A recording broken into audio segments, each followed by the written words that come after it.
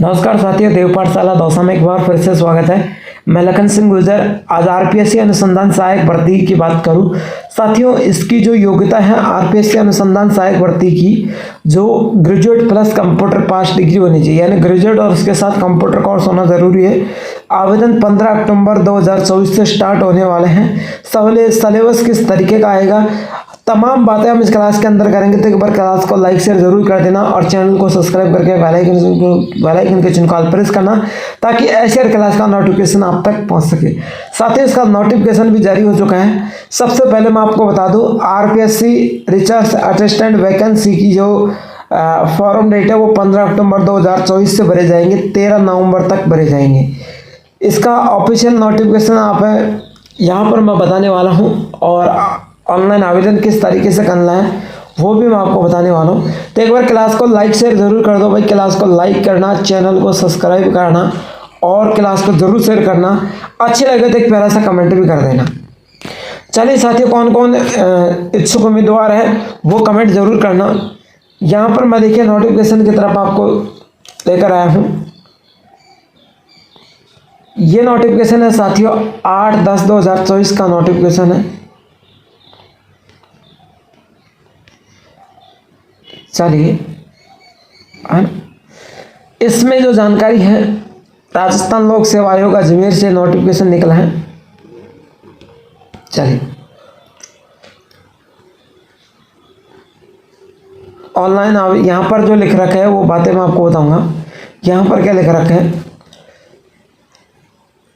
आयोग द्वारा मूल्यांकन विभाग के अनुसार अधीनस्थ सेवा भर्ती एवं सेवा की अन्य शर्तें नियम 2001 के अंतर्गत अनुसंधान सहायक रिसर्च असिस्टेंट में कुल 26 पदों पर भर्ती हेतु, कितने पदों पर, ध्यान से सुन लेना, 26 पदों पर भर्ती हेतु आवेदन आमंत्रित किए गए हैं। पद स्थायी हैं तथा विभिन्न से प्राप्त कुल रिक्त पदों की संख्या वृद्धि की जा सकती है। पदों की संख्या में कमी या वृद्धि की जा सकती है कि उनमें से आरक्षित पदों की संख्या नियमानुसार, यानी यहाँ पर पदों की संख्या में कमी या बढ़ोतरी की जा सकती है एग्जाम तक। ये बात इन्होंने दर्शा रखी है। जनरल के 10 पद हैं, जनरल ईडब्ल्यूएस के 3 पद हैं, डब्ल्यूडी के 1 है, वीडी का कोई नहीं है, जनरल का 1 है। जनरल यूआर की बात करूँ, अब एससी जाति की बात करूँ, जनरल का 1 है, जनरल ईडब्ल्यू का 1 है, डब्ल्यूडी का कोई नहीं है, वीडी का कोई नहीं है। एसटी में जनरल के 2 हैं, जनरल ईडब्ल्यू का 1 है, फिर डब्ल्यूडी डीबी का कोई नहीं है। ओबीसी में जनरल के 2 हैं, जनरल ईडब्ल्यू का 1 है, डब्ल्यूडी का कोई नहीं है। एमबीसी में जनरल का 1 है, बाकी कोई नहीं है। ईडब्ल्यूएस में जनरल के 3 है ना, बाकी कोई नहीं है, खाली है। अब आपको संपूर्ण डिटेल्स के बारे में बताने वाला हूँ। यहाँ पर 17/3/2013 के अनुसार किसी वर्ष की सीधी भर्ती के लिए जातीय अनुसूचित जनजाति कर्म के विभाग दिनांक 28/7/2023 के अनुसार किसी वर्ष विशेष सीधी भर्ती पिछड़ा वर्ग व्यक्तिगत पात्र उपयुक्त अभ्यर्थी उपलब्ध न होने की दशा में आरक्षित वर्गों को पश्चावर्ती 3 भर्ती वर्षों के लिए अनुग्रहित किया जाएगा। 3 वर्षों की समाप्ति के पश्चात ऐसा संगठित नहीं किया जाएगा, और यह उपरांत नियमों के सामान्य के अनुसार रिक्तियों का भरा जाना पद आधारित शर्त के अनुसार आरक्षण वर्गों को प्रभावित किया जाएगा। कमजोर वर्ग ईडब्ल्यूएस के आरक्षित पदों के मात्र उपयुक्त अभ्यर्थी उपलब्ध नहीं होने पर इन्हें नियमानुसार प्रक्रिया में भरा जाएगा। ठीक है, तो ये जानकारी है, यहाँ पे एक बार देख लीजिए।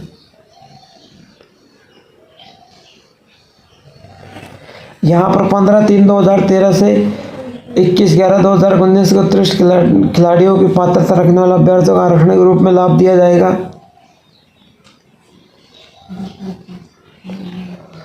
यहाँ पर मैं बात करूँ, आयु आपके 18 से 40 वर्ष रखी गई है 1/1/2025 को मानकर। 2016 में ये भर्ती निकली थी, तब आयु 1/1/2017 को मानकर की गई थी, तो अब 1/1/2025 को मानकर की जाएगी। आयु में जैसे राजस्थान के अनुसूचित जनजाति पिछड़ा वर्ग में उन्हें 5% की छूट दी जाएगी और आर्थिक कमजोर को 10% की छूट दी जाएगी।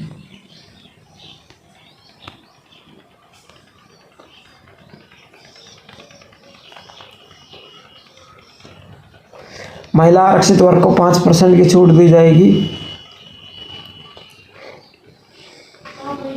विधवा एवं विच्छिन्न, यहाँ पर अधिकतम आयु की कोई सीमा नहीं है। जो विधवा है, तलाकशुदा है, उनको कोई भी आयु की सीमा नहीं है।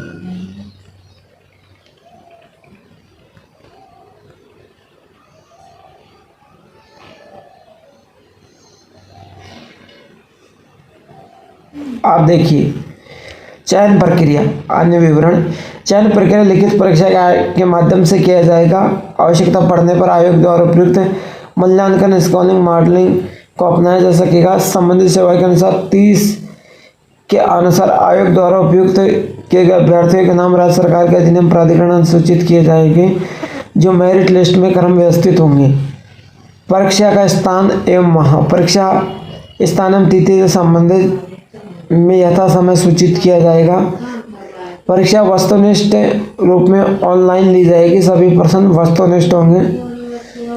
विस्तृत पाठ्यक्रम आयोग की वेबसाइट पर पृथक किया जाएगा। आवेदन की अवधि 15/10 से लेकर के 13/11 तक रात्रि 12 बजे तक आप आवेदन कर सकते हैं।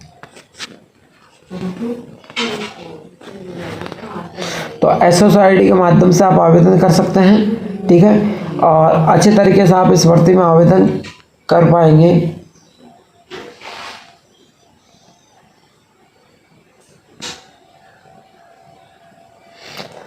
अब देखिए योग्यता की बात करूं, अभ्यर्थी की अंतिम तिथि अर्जित की जा चुकी है। शैक्षणिक योग्यता, अनुभव का विवरण पत्र स्पष्टता तौर पर, यदि शैक्षणिक योग्यता का आवेदन पत्र में नहीं किया गया है तो अंतिम तिथि के पश्चात शैक्षणिक योग्यता का अनुभव के बाद ही किया जाएगा।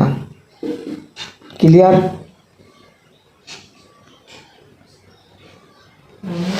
आवेदन पत्र जमा नहीं होता है तो सबमिट नहीं माना जाएगा। अगर आपके माता पिता के नाम में किसी में गड़बड़ी है तो वो सुधार करवा लीजिए। फीस की देखो,